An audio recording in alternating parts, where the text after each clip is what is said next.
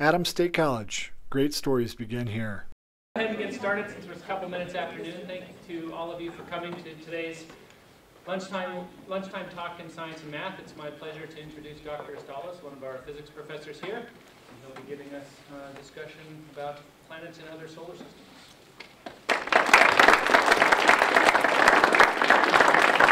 I haven't said anything yet, so I don't deserve that.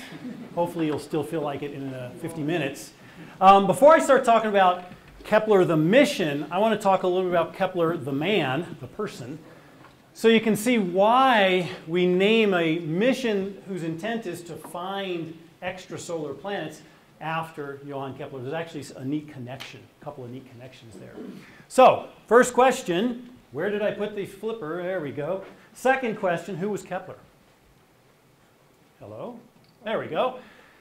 Johann Kepler was a mathematician, a math teacher, a scientist, who lived about 400 years ago. Exactly what he looked like is up to some debate. I looked around the web for pictures, and every picture on here is supposed to be him, except for one.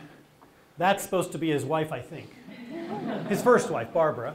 And I'm assuming that one is supposed to be him, because he looks more male, but so different from all the others, who knows? So we don't know exactly what he looked like, because they didn't have photographs back then, but yeah, something like that. More important, what did he do?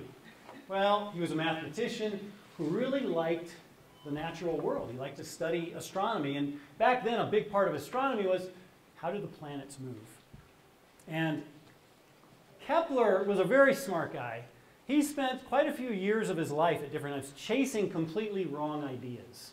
For one, he thought, he knew, it's been known since antiquity, that there are 5 Platonic solids. That is, solids that have the same shape on each face, that are the same size, and all the edges are the same size, and all that stuff. There's 5 of them. And he made the connection, hey, you know, there's 5 planets. Back then, they knew about 5 planets: Mercury, Venus, Mars, Jupiter, and Saturn. Coincidence?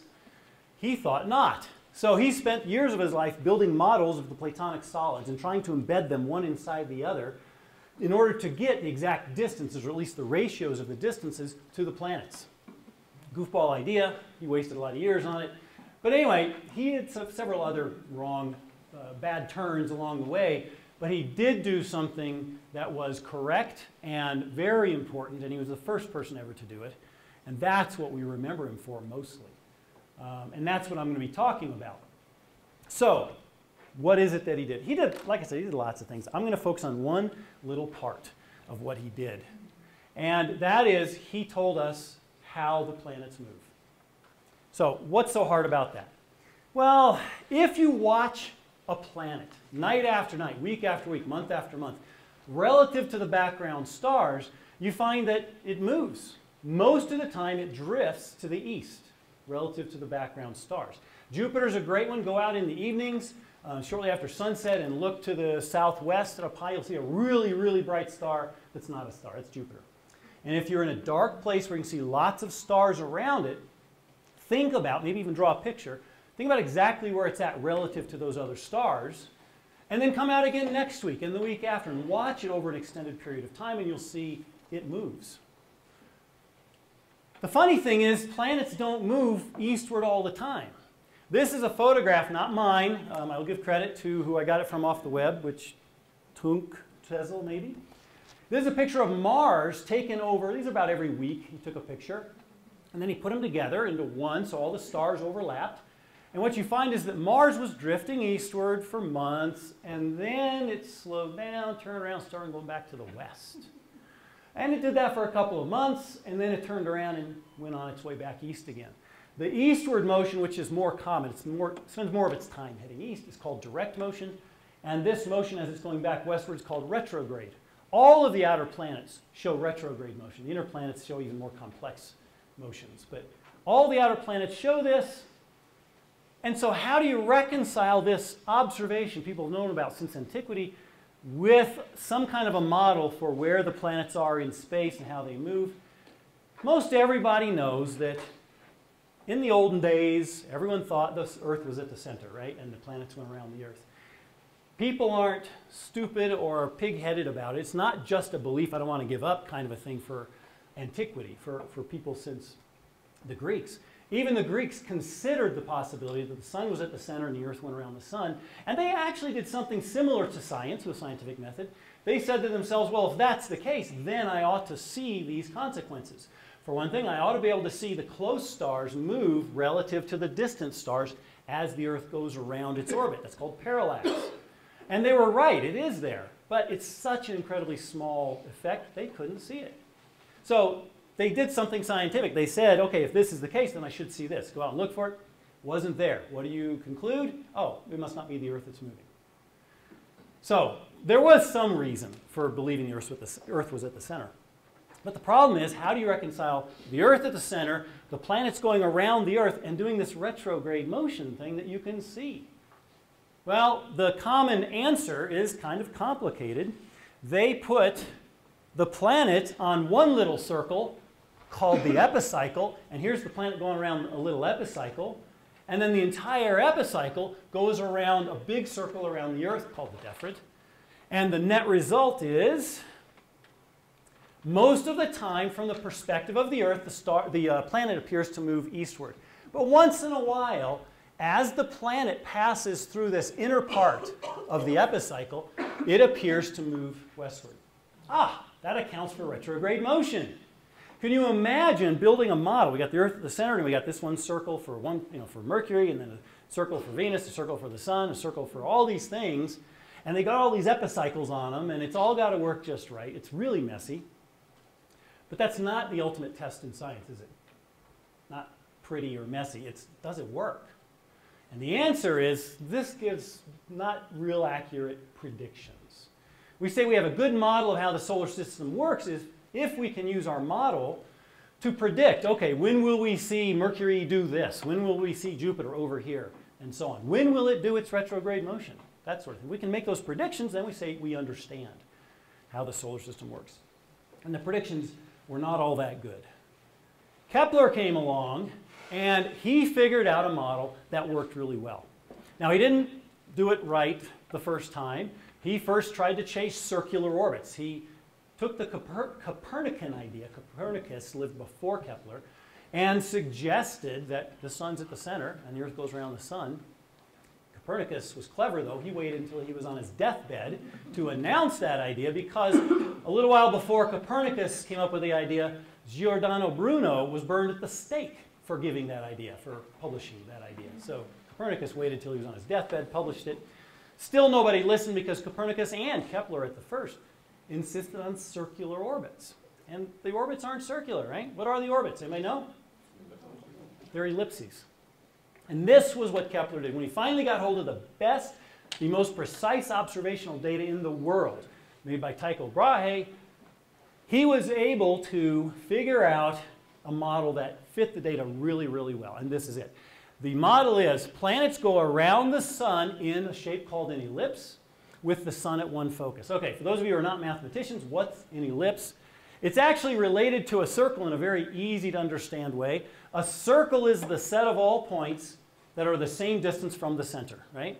The center is just a point. Pick any point you want, pick a distance, and then find all the points that are that distance away from your point, and you've got a circle. An ellipse just expands on that, and it says instead of picking one point, pick 2 points. Those are going to be called foci. Individually, it's focus. So you have 2 foci, and now instead of a single distance, what you do is you add the distance from the point in question to one focus. You add to that the distance from the point in question to the other focus. And that sum has to be constant. And you can build one at home for fun when you're bored. Put a couple of thumbtacks into a piece of paper like this, tie a loop of string, and put the loop over the thumbtacks. Put a pencil or pen into the loop, and then just hold it taut as you move around, and it will move in an ellipse. Why? Well, the length of the string doesn't change. Neither does this length here. They stay the same, which means that the total length of the rest of the string must also stay the same. So you build an ellipse just by this simple device. It's kind of like having a circle, putting a push pin in the middle and having one piece of string, and just hold it taut and go around, you make a circle, right? So you can make an ellipse. The foci are those 2 pins. In the case of this example, the foci are spread really far apart, And we've shown the sun at this one. There's nothing at the other focus. It's just empty space. And that's an exaggeration. The planets aren't in that elliptical of an orbit. They're much closer to circular. But this is shown this way for emphasis, so you can really see what the shape of an ellipse really is. But he got this right.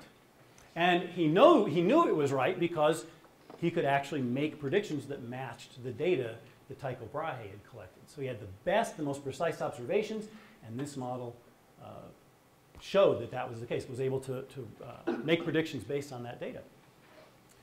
One of the predictions that he made was for a transit of Venus. A transit is when Venus passes in front of the sun from our perspective. So if during the daytime you look up and there's a dot going across the sun, which you need a telescope, and don't do it without specially coded filters. Okay, you'll blind yourself, so I'm not telling you to do this. Better way to do is project it onto a piece of paper. But if you see a dot going across, that's a transit. Transits of Mercury happen all the time, we know now, and transits of Venus are much more rare. They happen, first of all, one happened in, what was it, 2004, I think, and 8 years later will be the next one, 2012, but then it's not going to happen for something like 150 years. It's going to be a long time. No one alive today will see the next one after that. So 2012. If you want to hear about it before it happens, let me know. I'll send you an email. Anyway, he predicted one in 1631. Anybody see the date he died, the year he died?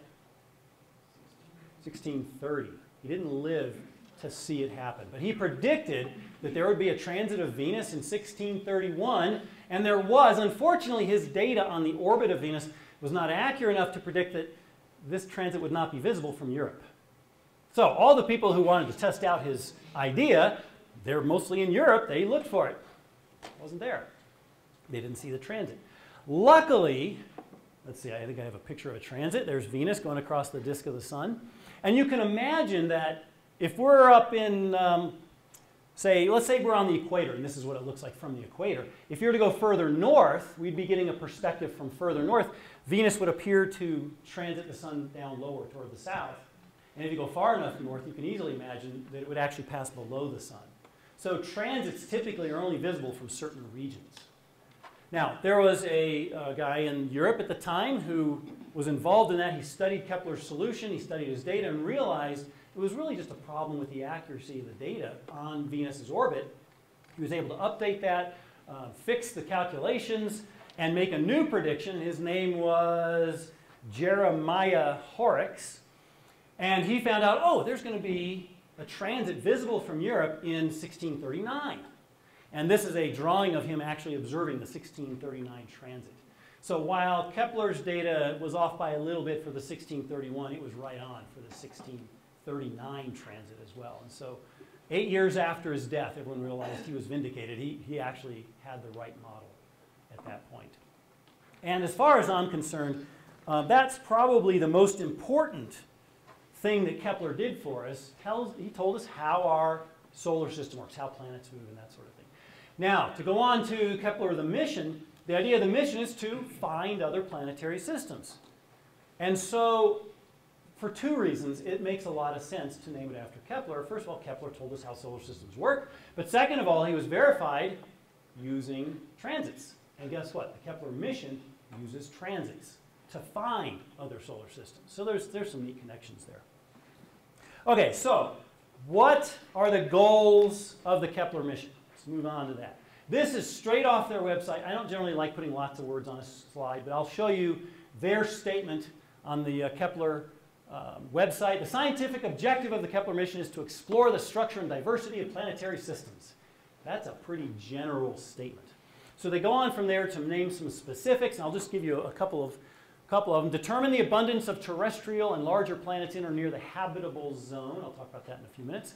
But that phrase, habitable zone, is a key that some of the interest for doing this is looking for life on other planets. And that's going to tie into the idea of a habitable zone. And then the rest of it has to do with the shapes of the orbits and the size of the orbits and the shapes of the planets. Basically, we need more data to really figure out how do solar systems in general form and evolve. Right now, we have a model of solar system formation.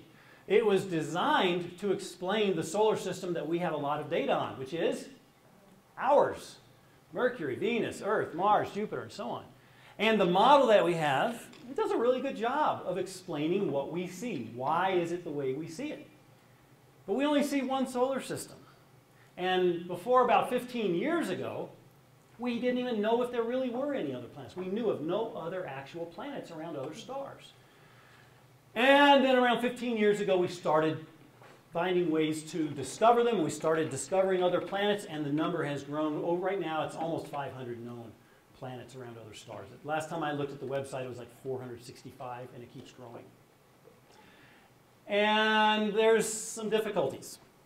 First of all, before I go on, let's talk about our solar system and our model of solar system formation so you can see how our model explains our solar system.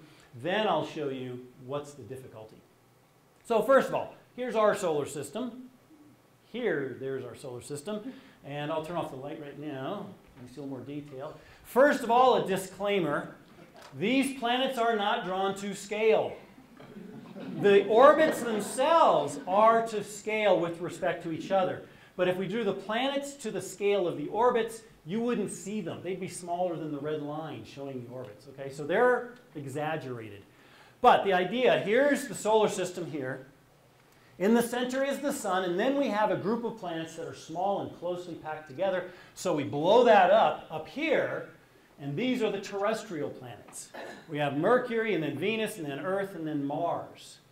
And then outside of that, there's a little sketch of what the, to represent the asteroid belt here. And then we have other planets that are much, much bigger and much further spread apart. Jupiter, Saturn, Uranus, and then Neptune.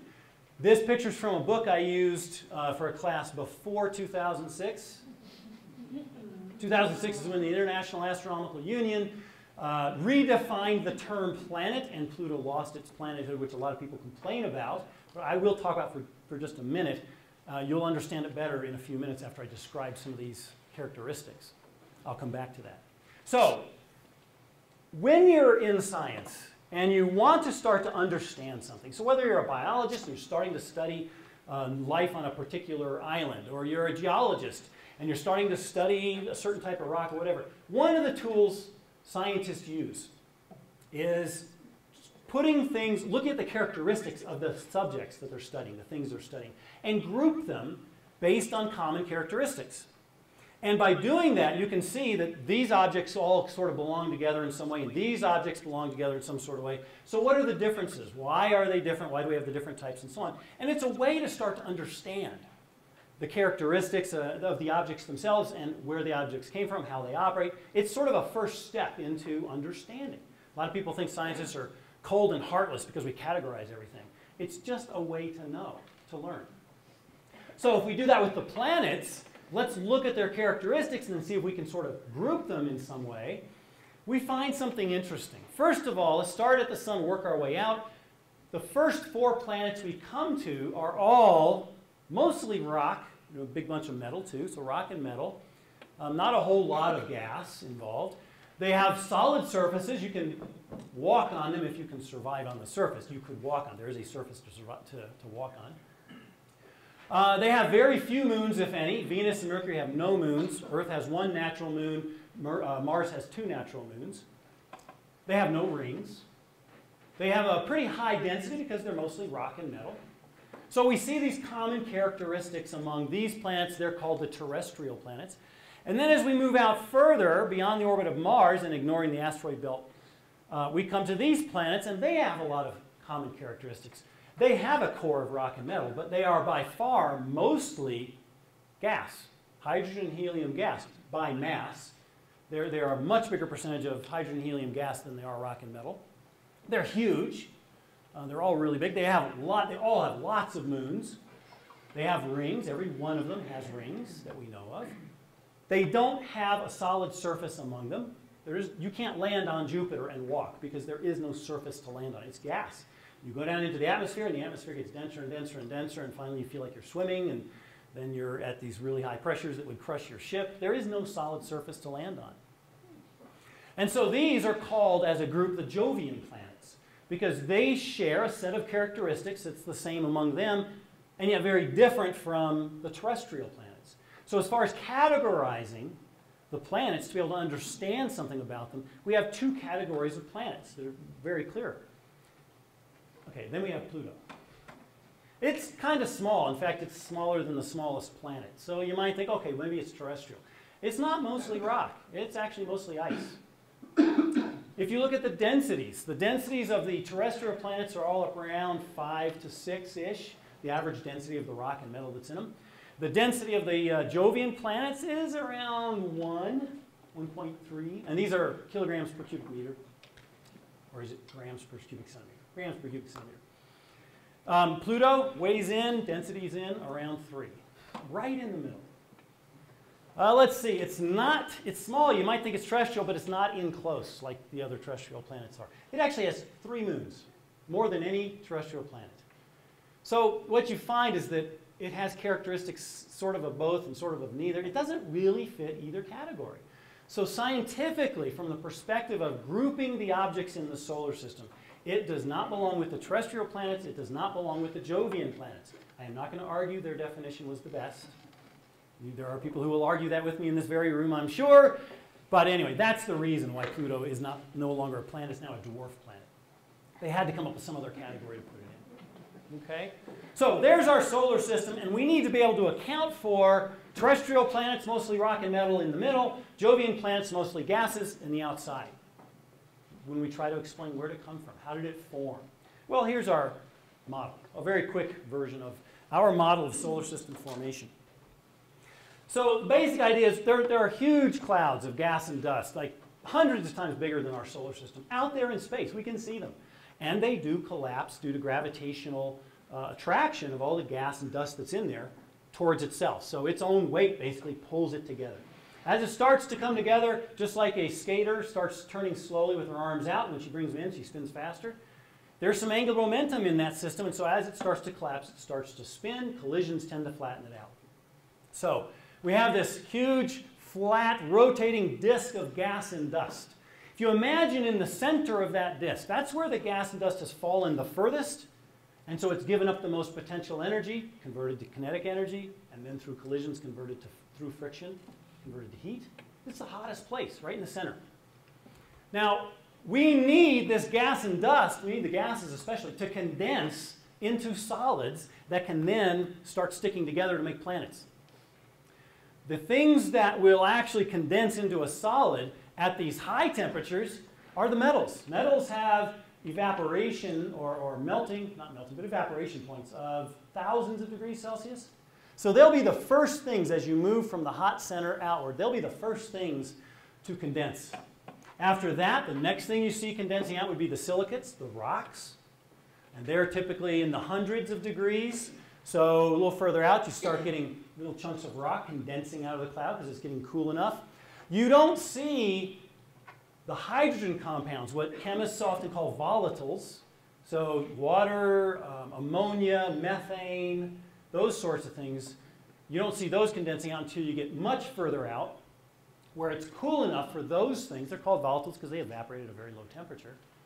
When you're out here where it's cool enough for those to start condensing out, we call that the frost line. And beyond that, you have not only metals and rocks, but you've also got some volatiles that are condensing out. And there's a lot more of them. There's not much metal in here, percentage-wise. There's maybe 4 times as much silicates, but then there's about 15 times as much volatiles. And the majority of the cloud is going to be hydrogen and helium gas.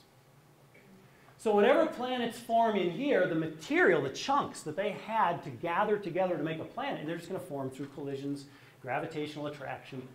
What the material you have is rock and metal. Hence, the terrestrial planets are mostly rock and metal.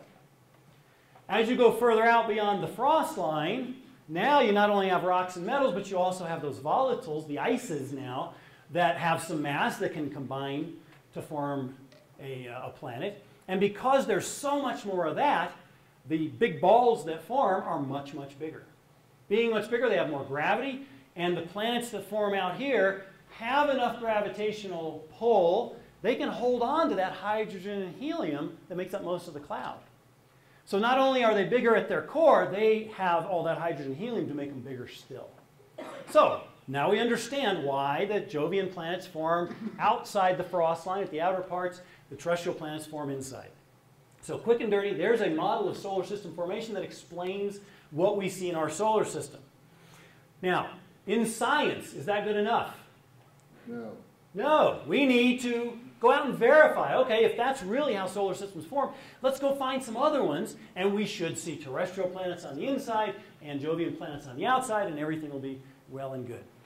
Well, we actually started, as I said, discovering extrasolar planets about 15 years ago.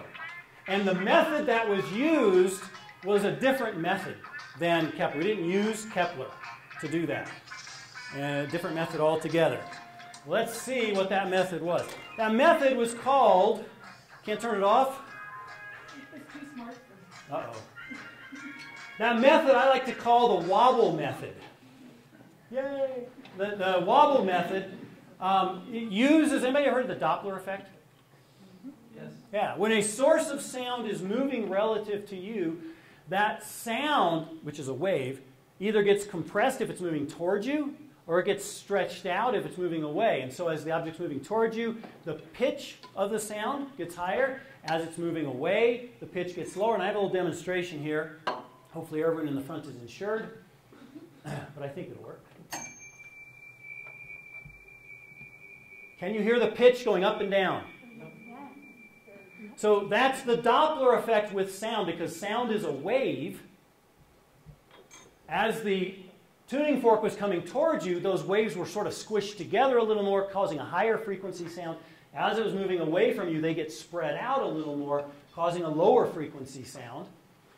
And the same thing happens with light. We don't hear the stars, we see them with light. And so, in the case of a star that has a big old planet around it, the two of them behave in a certain way. The planet doesn't really just go around the star. The two of them orbit their common center of mass. Their center of mass, think of that as the point you'd have to put your finger to balance them. So if you put the star here and the planet here and put a little massless stick in between them, where would you have to put your finger? Those of you who've had physics know about the massless sticks. Where would you have to put your finger to balance it? That's the center of mass. And in fact, the two of them will both rotate around that center of mass. Imagine a figure skating pair where there's a big guy and a little woman, and they do that spin where they hang on to each other. If you watch, the guy doesn't stand totally still. He actually goes around, well, in that case it's the point he digs his skate in, but same idea. He's moving around the center of mass of the system of the two of them, and he actually wobbles. Well, if you've got a big old star with a big old planet going around each other, the star itself is going to wobble as it goes around the center of mass of the system. And when it's moving towards us, its light will be squished together to be, we call blue shifted to a higher frequency. And as it's going away from us, its light will be stretched out. We call that red shifted. And what we do, we look at the spectrum. We break up the light into a spectrum and we find lines, very specific lines in that spectrum that we can identify. And we see those lines shifted. So we can measure the wobble. And for the first 10, 12 years of exoplanet discovery, pretty much it was the wobble method. We would look at a star's spectrum and we'd see it going back and forth. Given that Doppler shift that we measure, we can calculate the velocity of the star and plot it. And what we see is the star's moving back and forth and back and forth. And if it's doing that, it's wobbling back and forth. Something is pushing it back and forth. And it's not some giant creature, it's a planet. And they're just gravitationally going around their common center of mass. So if we see this behavior in a star, we know that it's a planet going around the star. Okay? That's called the wobble method. And it was used to discover lots and lots of extrasolar planets. Here's a graph, there we go, of a subset of that. And let me explain what you're looking at. On each line, we have a different star with its planet or planets. Across the top, we have our solar system for comparison. So we put the stars all at the same horizontal position, 0. And then we plot where the planets are. For our solar system, there's Mercury, and there's Venus, and Earth, and Mars, and way out there, Jupiter. And then each line shows a different solar system, extra solar system. And they're labeled, it's really hard to read at this resolution, they're labeled with the mass of the planet that's been discovered. And what you find is that even the really small ones, somewhere in here there's a 0.1 right there. There's a 0.11 times the mass of Jupiter. So these are all relative to Jupiter. 0.11 times the mass of Jupiter. You might think, oh, 11% of the mass of Jupiter? Oh, that's terrestrial, isn't it? No, that's like Neptune and Uranus. The Earth is over, well, let me put it this way. Jupiter is over 300 times more massive than the Earth. So we'd have to be down to 0.001 to be talking about terrestrial planets times the mass of Jupiter, right? So these, basically everything that has been discovered this way has been a Jovian planet, a gas giant. That's one strange thing. Why are we only discovering gas giants? Well, it's because to make the star wobble, it's got to be massive. If you have terrestrial planets in there, where you expect terrestrial planets, they're not going to make it wobble. You won't discover them.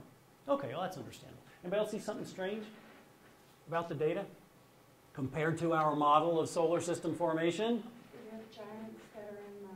Yes. Where the giants form? Well, they're giants really close. In fact, there's a bunch of them, gas giants, that are really close. Some of them have been discovered that are basically cruising right along the upper atmosphere of their star. That's not where gas giants are supposed to go, right? There's a problem here.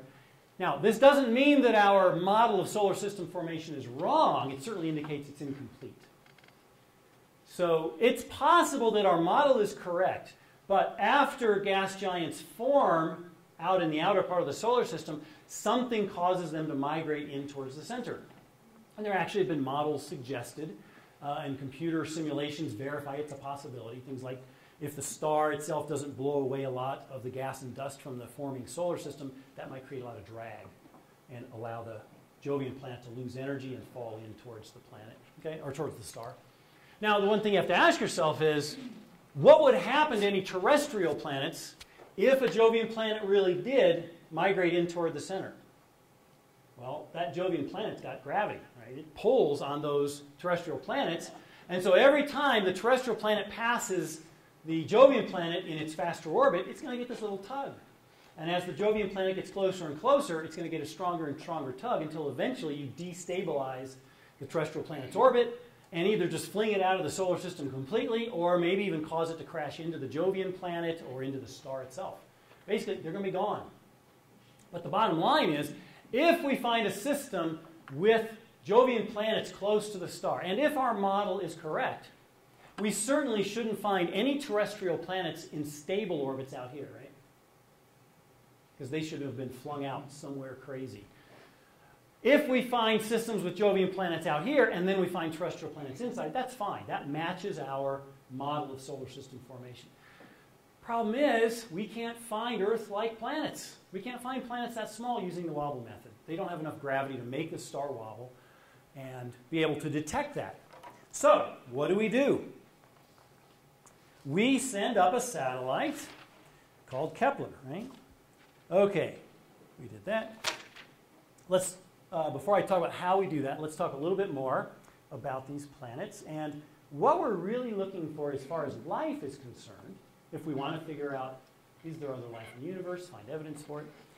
We want to find terrestrial planets that are in a particular zone, a certain distance from their star. Why? First of all, they need to be terrestrial because, as far as we know, life requires water. Right? Chemicals have to react, they have to be able to move around. You need some liquid for them to work in, and water really, due to its chemical properties, is the best option for the liquid.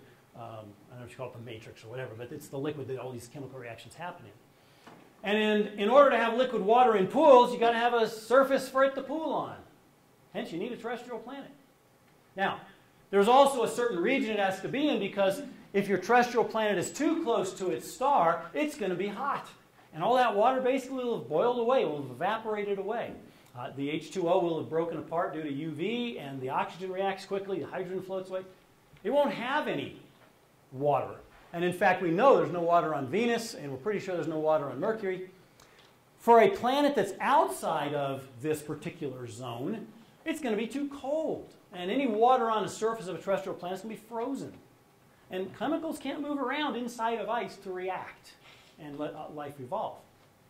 So we need the planet, the terrestrial planet, to be in a region where the temperature is just right.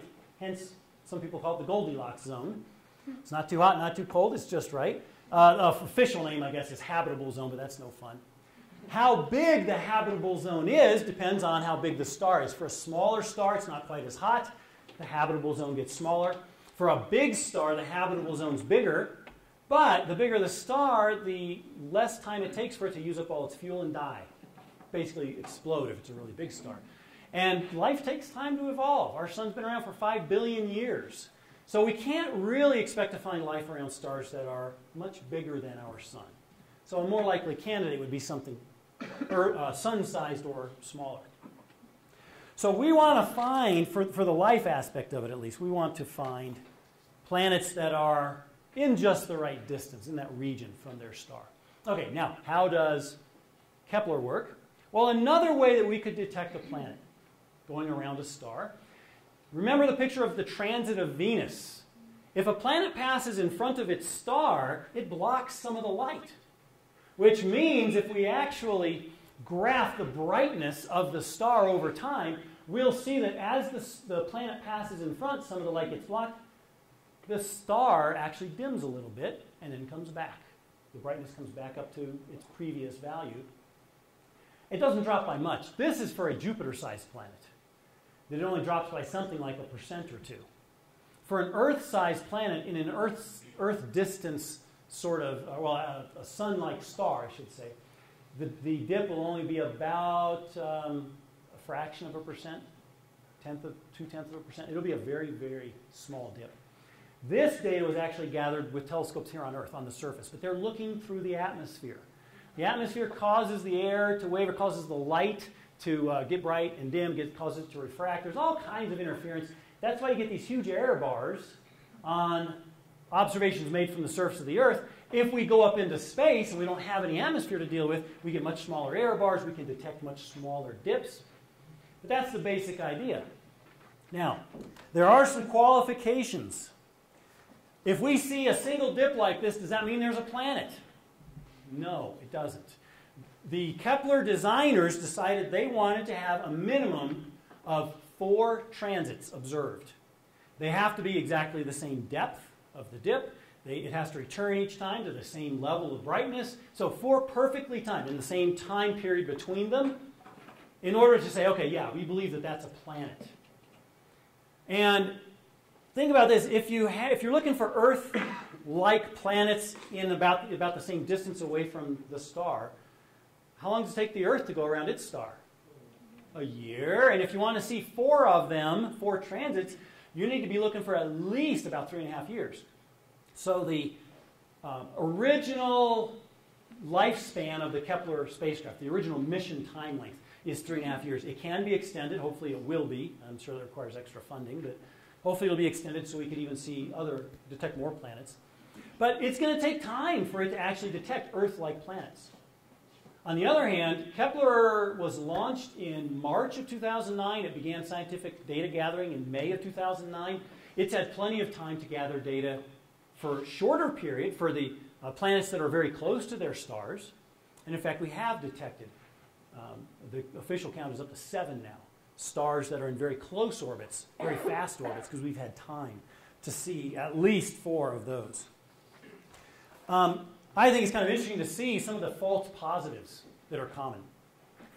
If the star you're looking at happens to be part of a binary pair, and one star passes in front of the other, that will cause these dips to happen.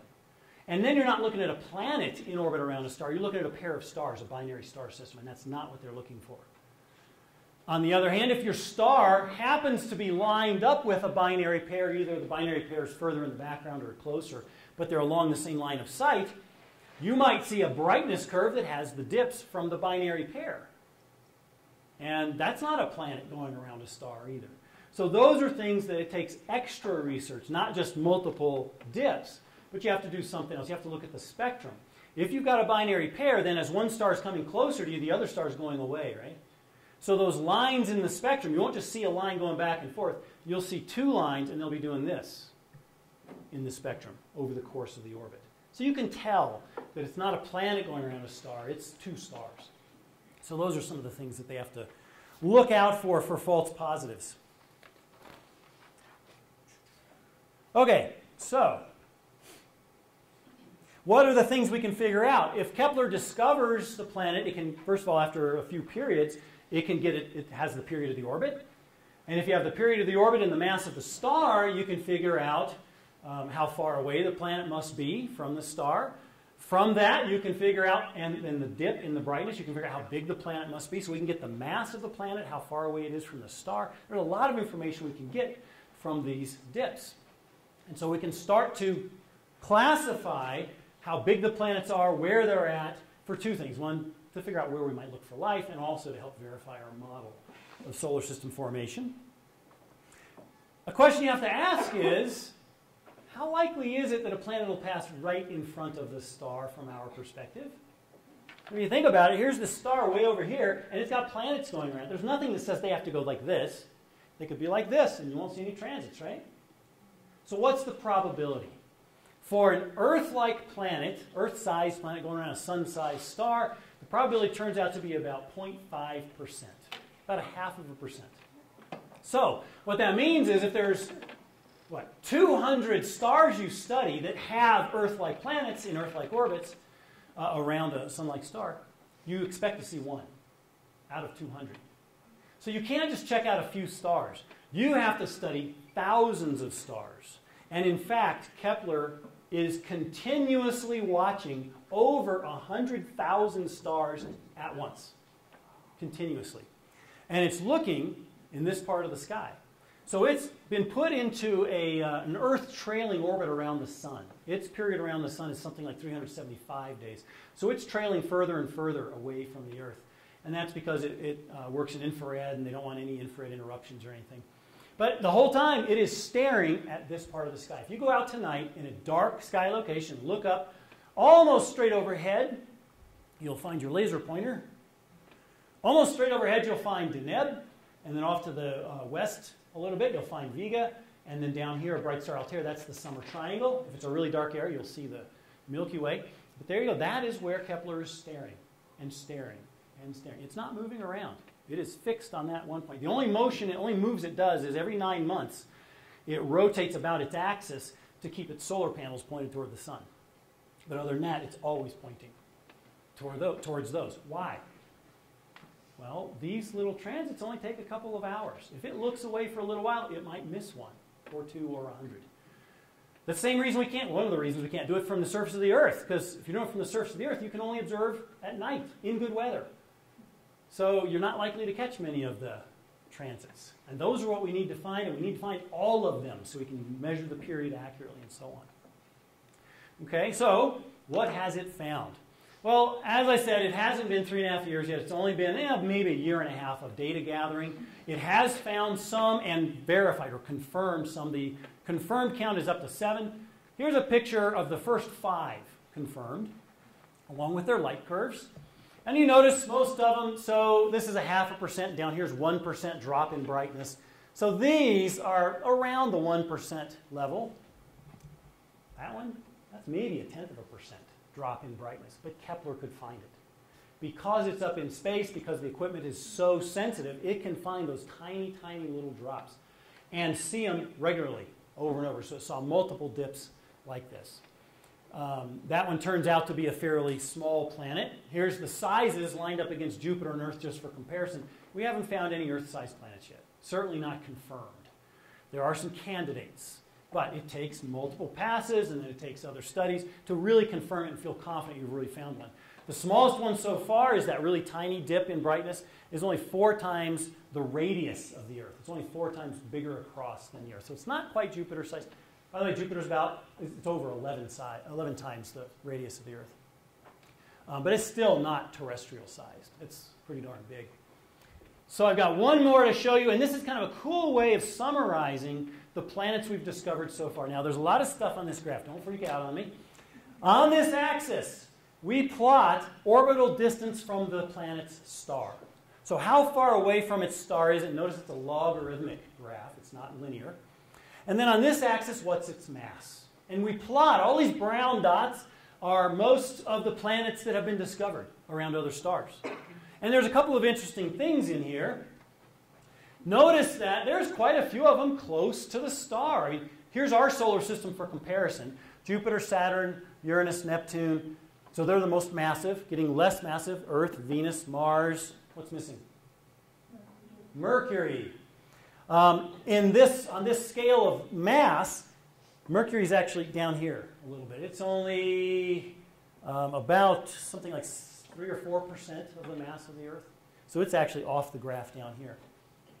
And then on this axis, you see going from the sun outward, Mercury would be around in here somewhere, Venus, Earth, Mars, Jupiter, and so on. Notice that a lot of these are in the high mass range. Yeah, there's a few smaller ones close to the star. But most of them are in the high mass range, and most of them are, a lot of these are close to their star. That's because the wobble method requires a massive planet close to its star to make it wobble enough to be able to detect it. When you go look at planets further from their star, it's only the really high mass ones. There are no low mass planets known far away from the star. We're going to start adding to that with Kepler. And there are the first 5 Kepler ones. Again, they're fairly massive, fairly close to their star, so they're quick orbits. As time goes on and we have time to look at longer and longer orbits, we'll find confirmed planets out further and further this way. Eventually, we'd like to find some in here, the habitable zone. The right distance away from the star and the right mass. When a star gets too massive, it's a gas giant, basically. You don't have a solid surface to have water pooling on. But you can see some of those patterns developing. And over time, we'll see the Kepler planets start moving out there. By the way, anybody wondering about the numbering of the Kepler planets? Yeah. Where does it start? 4. Wait a minute. These are the first 5 confirmed. Turns out the first 3 were actually discoveries made by the Kepler team, scientists on the Kepler team, using ground-based observations. And so they, for some reason, snagged the first 3 numbers. Kepler itself didn't discover them. So I thought that was a little odd. Thanks for coming and paying attention. Questions? We have a couple of minutes. Any those questions? The model of planet formation is Yes. based on our solar system. Yeah. And then these other solar systems that we see, we have these Jovian planets in the inner solar system. Are these stars much older than ours so that there would be time for these outer planets to move in? Or is there evidence that our Jovian planets are moving into our star? No. The models that I've seen, first of all, as far as the extrasolar planetary stars, the stars with extrasolar planets, as far as I understand, there's a wide range of different masses, so different ages. The models that describe the mechanisms for how a Jovian planet would migrate in have to do with the beginning of the life of the solar system. The main one that I recall reading about was lots of gas and dust in the early solar system. In our solar system and in most solar systems, the star, once it starts fusing throughout, you get stable fusion throughout the star, it's putting out so much energy, it just pushes through light pressure and through the solar wind, pushes that gas and dust out, and it clears out the gas and dust. That's what happened in our solar system. So if you find a solar system that doesn't have lots of gas and dust, but the Jovian planets are in close, then we would conclude that that happened early in the lifetime of the solar system. So as far as I understand, it's not really a matter of is the star bigger or smaller, is it older or younger. There's something in the development of the star that caused it not to blow the gas and dust away in those cases. Why would we hold on to our model of planet formation if it seems like our solar system is an oddball? It's not that our solar system is an oddball. We don't have enough data to say how many solar systems have terrestrial planets. So it could be ours is very common, but all we can see in the data we've gathered so far is the Jovian planets. Technology to make it Right. And so right now what makes sense to do with our model is, okay, it seems to work for us. Do we just need to tweak things? Like, well, maybe there's more to the development of a star. So rather than tweaking our model of planetary formation, tweak our model of how do stars come onto the main sequence and begin their life. So it's little things we can add on, little details we can add on. It would make sense at this point. Go to him first, since you asked lots of questions. How does Kepler adjust the fact you might have multiple planets transiting at the same time? If there are multiple planets, it's possible it transits at the same time. But if you did, you can imagine those dips overlapping each other, like one crater on the moon and having another crater on top of it. You would see the steps. It's not very likely they would both enter the disk of the star at the same time and leave it. In fact, it's impossible because they'd have to be at different distances, so they'd be traveling different speeds. And so you would see that signature of, okay, there's the first dip, and then there's another dip, and then it comes back up, and then it goes. So they could actually pick that out of that. And you wouldn't see it happen again the next time, because the periods aren't the same if they're at different distances. So you'd see it once, but then you'd see them separate later on, then they'd be separated later on by even more, and over time you would see that pattern. Do we have time for one more? I have 12:51, so sorry, he raised his hand. Go ahead, Tim. Well, the habitable zone, you said, varies with the star, the size of the star. So really that could, on your graph there, that could be much wider. It could be wider and further out. It could be narrower in this way. This one is placed based on a sun-sized star. Yes. Good point. Anything else? Did you want to ask him? I was just wondering about the whole Jovian planet question. Could the fact that our system has multiple Jovian planets be adding to the orbital stability? The question is, could the fact that our solar system has multiple Jovian planets add to the stability of the orbits? And I've heard that sort of statement before, that it's in the interaction of the planets with each other. I've heard that our moon, having a moon as big as our moon is, makes our rotation more stable. That's a very difficult question I don't know the answer to. Resonant gravity stabilizing the rings of Saturn and positioning the asteroid belts. Yes, so that's possible. But we have actually discovered solar systems out there, extra solar systems that have multiple Jovian planets too. And some where there's a Jovian planet in close and Jovian planets further away. So we need to gather a lot more data on what's actually out there in order to build a really dependable model. That's what it comes down to. I think that's all we have time for. Okay, thank you. Let me ask you a question. Adams State College. Great stories begin here.